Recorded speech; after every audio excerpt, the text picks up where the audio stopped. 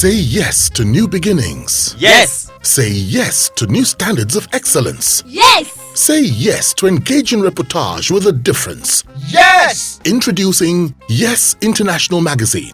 The time to say yes to your dreams and aspirations is here.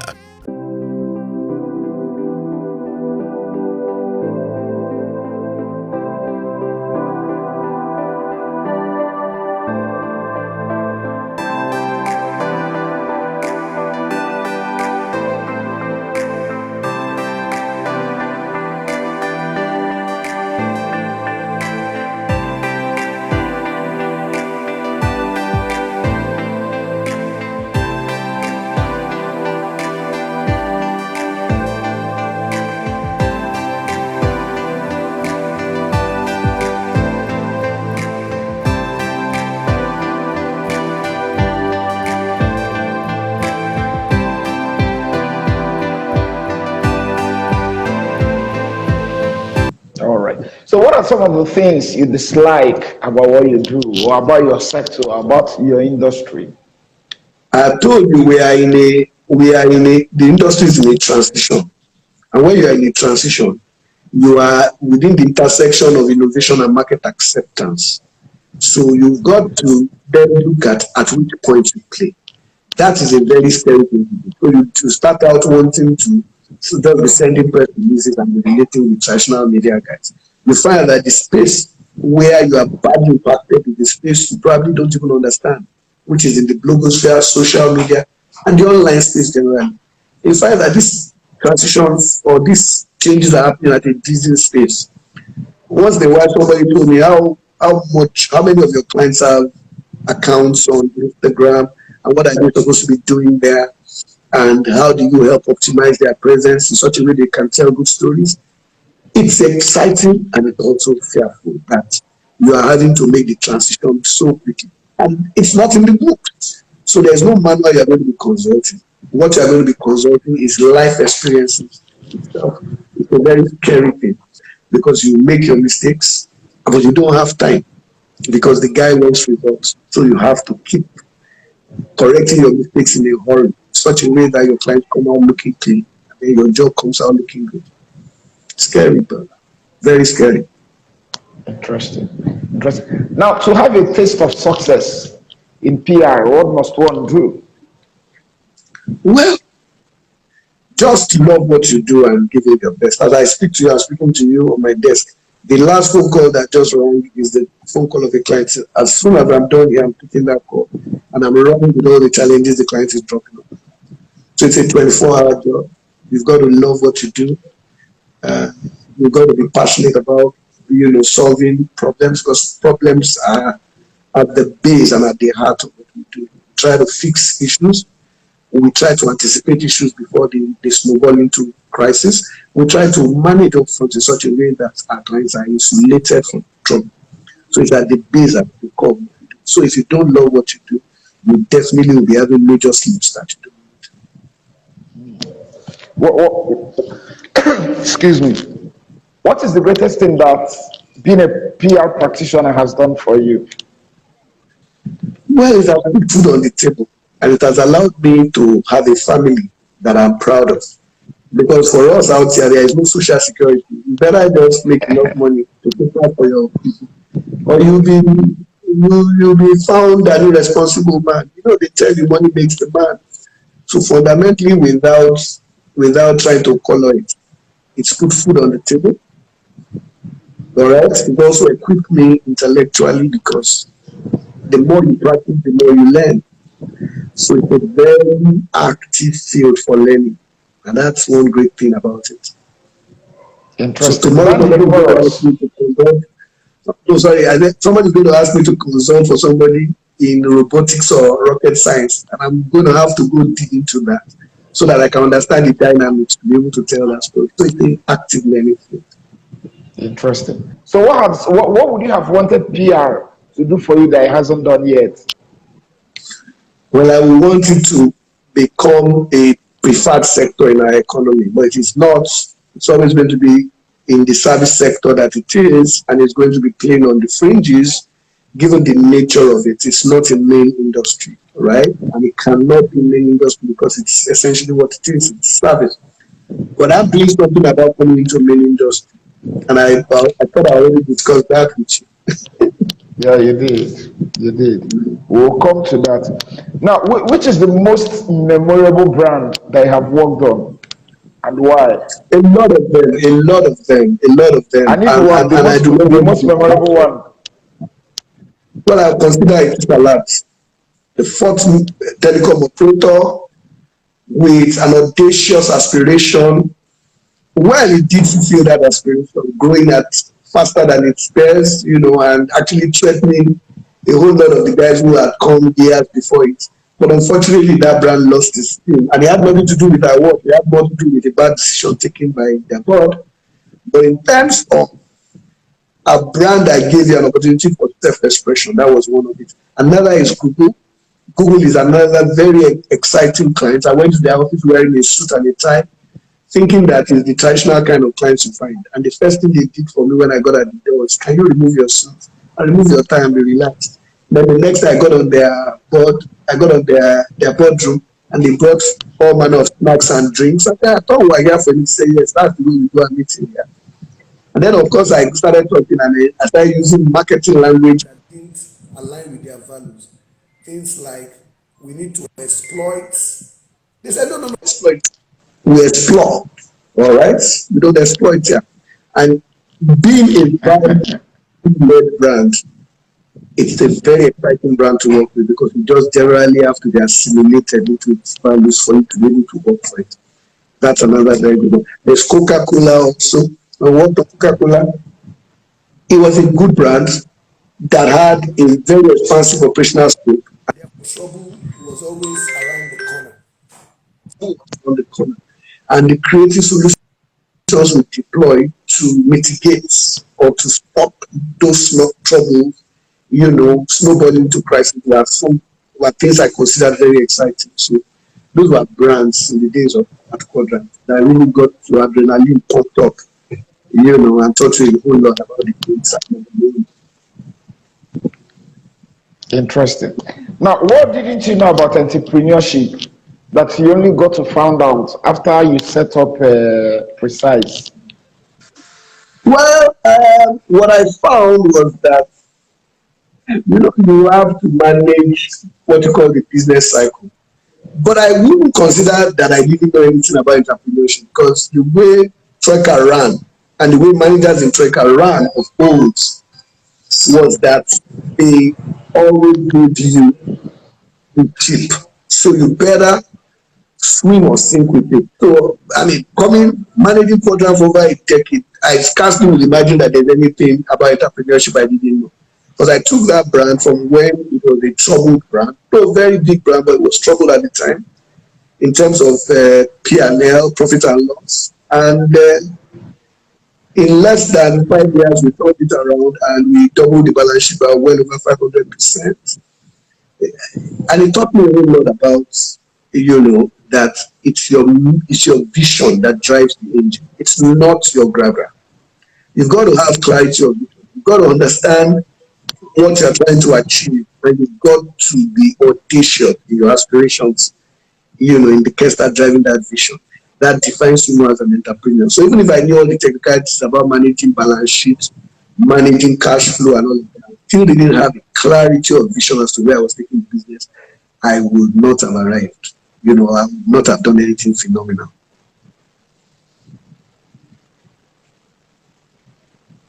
Interesting. Now, so far, what would you describe as your greatest accomplishment at Precise? My greatest accomplishment at Precise is that we're building a new set of values and we're also trying to create new sets of propositions. I remember that my first assignment was about me, a Nigerian business owned by a Dutch guy who had come in Nigeria, who had lived there for 50 years, who owned the biggest service firm for upstream oil and gas. His business was about to be taken over. There was an hostile takeover on that business by people he had hired, who brought in bondholders to buy bonds of well over $575 million, and they deliberately defaulted. And the agreement on the bond says once you defaulted for 3 months, they are enabled to take your company into receivership. And this company was in this helpless state, spending so much with lawyers, not being able to, come out of this tangle. And I was hired just fresh out of Quadrant to manage that. I remember doing a whole lot out of the Economist and the foreign media, trying to actually put the issue straight. I remember putting a lot of propaganda pieces backed by interest group just to mitigate the advances of these hostile bondholders. And at the end of the day, one was joyful that they eventually, because of the pressure we were putting using PR, telling our own side of the story and telling how come this unfortunate situation came about, we were able to get everybody to the agreement table. And eventually the company was not taken over. And today that company stands as a testament to the good work that was done to keep it afloat. Which the lawyers, they were paying millions of dollars to put in. And those of us who are just paid mere pittance were able to creatively find a solution, to linking issues and creating conversations around a very difficult subject and being able to get a resolution to come on board. That for me, an exciting job. That was my first brief, as precise. And I tell that story with a lot of pride because it was never the kind of brief you take as your first brief coming out. But that was the brief that I took. And it was very exciting. Interesting. So what would you describe as your greatest achievement at your former place of work? I mean, the Quadrant. My greatest achievement was that I held the fort, built the business, ran it the way I would run my own thing, with my heart and my spirit in it. So when you say that, Bolaji was Quadrant, it was because of the way. It's not about ownership. It's about the belief you have in that cause. So business is a mission. It's not just, do you understand? So the owners passed the baton to me and said, look, this is what we need to do. We did not need to think twice. I bought into that vision. And here was I on a mission for well over a decade. That for me is the biggest pride. Forget the fact that we expanded the balance sheet. We grew the clientele base from about 3 strategic clients to well over 20, running on 25. And then with a whole lot of good project portfolio and retainers. And at the height of the glory of the company, we were confirmed number 1. And if we appeared in any pitch, every agency that was appearing on that same pitch will have a bit of fear in its heart, knowing that this was doing what they were doing. And I could tell you that in the pitches we ran, we won 80% of those pitches. That for me was big pride. I hope to be able to do that again. Yeah. Interesting. So what fond memories of your days at the Quadrant company do you still cherish or do you still carry with you? I cherish those moments with the legend himself, Mr. Shobanjo, and with his evangelist, Mr. Jimi Oshika. I remember those days with a lot of butterflies in my heart. They are momentous moments. These guys are aging already, so they will soon be out of the scene. But it felt really good to have worked under their tutelage. Right? So those are fun moments. But the thing they say about the son always trying to be better than the father. So it's still a race. It's open. All right. Now, talking about Mr. Abiodun Shobanjo, what was the greatest business lesson that you learned from him? If the man says, I will be with you at 7, he would get there at 6:45. He was always on time.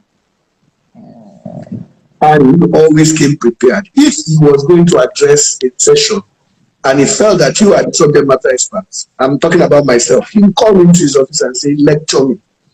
I've been told to come and do something, but I know that this is a strong area.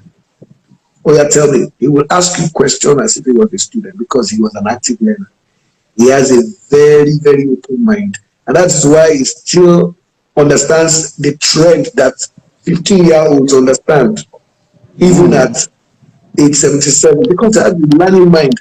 He still goes to the gym, he's still particular about his physical appearance, so he exercises, he still reads, he's a habit reader, and he schools himself on a daily basis. That for me is a very great leadership lesson. You don't stop learning and then always be on time. And when you give your word, yeah. Interesting. Interesting. So, how did Mr. Biorushabanja and Mr. Jimi Awoshika take your resignation? No, it was something that was planned over a time. I had wanted to do it in 2016. I was stopped. Because at that point, they had just done the deal with Publicis and they needed some amount of stability. So by the time it came again at one of our board sessions, and I said to them, I'm not getting any younger, it's time to move on. They were just quiet about it. And maybe they didn't like the way the exit happened, but I was also smart enough, having been advised properly, to go and pay homage before your exit. So I did all of that. And if you discover they sent me off, it was an open send off, So I reckon that everybody was happy. Okay. So what is the current state of your relationship with both of them now? I still consider them my father and my mentors. Whatever I become, all right, or whatever I'm becoming, is a function of some of the lessons I learned from them. You are never going to be able to remove them. I hate those who try to clean their antecedents. It's not a dodgy antecedent, it's a proud antecedent. Working with guys who held an industry for well over 4 decades, they must have been doing something very smart and very right. All right? So I feel enormously proud to be associated with them, and I continue to be associated with them. When they still want some things that happened in the past, they want insight on them. Mr. Drew, I wish I would call me. Sorry, there's this thing we did for so. Do you by any way still have a copy of that thing? Can you send it to me? And then, of course, when I call Mr. Shubanjo, maybe at festive season, he responds like the father that he is. But I'm not going to bore you with the details of those relationships. It's active and dynamic. Interesting. So away from work, what are the other activities you engage in? Well, I am actively an avid curriculum player because it's on my way home anyway. My office now in Yaba, I live on the island, so I pass that through. I've come back to golf now. Since I refuse to take it so seriously, I now need to get an handicap. So I've come back to it. So I do that. And then, of course, I like to listen to live music. So I go to Sellers every Wednesday on my way from work and just enjoy live music. Life is very short. So even as hard as you're working, try and enjoy yourself. I try to. So like now, once I'm done with now, I'll take 2 more questions. Two more questions. So go on. Yes, I'll take 2 more questions so that I can free you. Now, tell us briefly about your family. I mean, I know BJ to be a wonderful family man. It was my wife that was trying to call me all that while. That phone that was ringing, but I kept on calling them. I sent her a text. She saw me looking down saying, please send me. So I'm just understand I'm doing this, but I try to keep working with from home as much as possible. So that conversation is not about what I'm doing, it's about what we are doing. So there's a life outside of work, and I try to navigate both, So that's pretty much what I can say. I also believe that we have to set the right examples and try and show a legacy.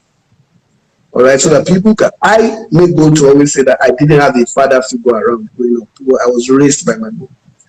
And part of the vow I made to myself was that I was going to be a present father, not an absentee one. I hope I am fulfilling that mandate. That's pretty much what I can say.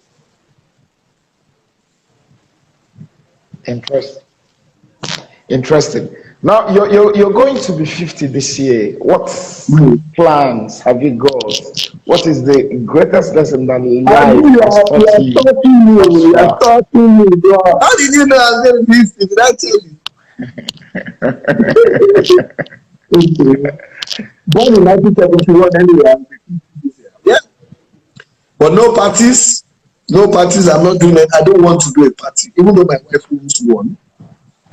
I think it's time to start giving back.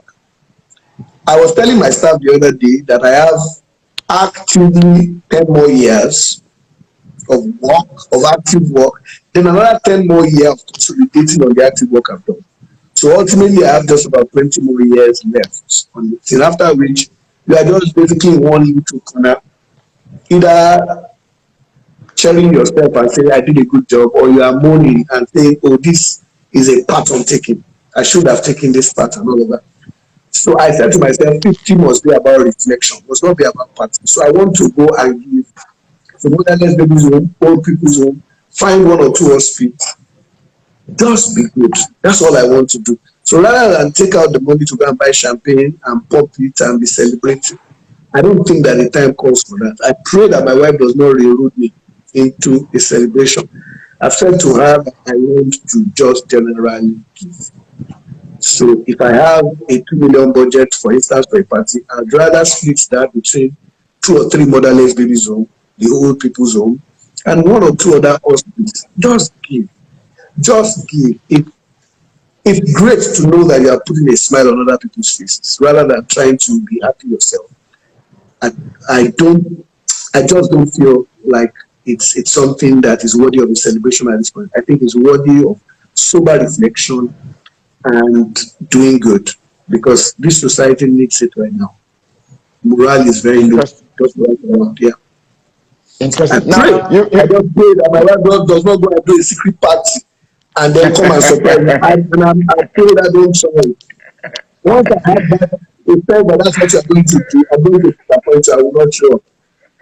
You know, if you laugh, I think whatever I like, I can do. But she wants a party. I can get one. I say, okay. all right, you've not talked about the second part of the party. I said, what would you say has been the greatest lesson that life has taught you?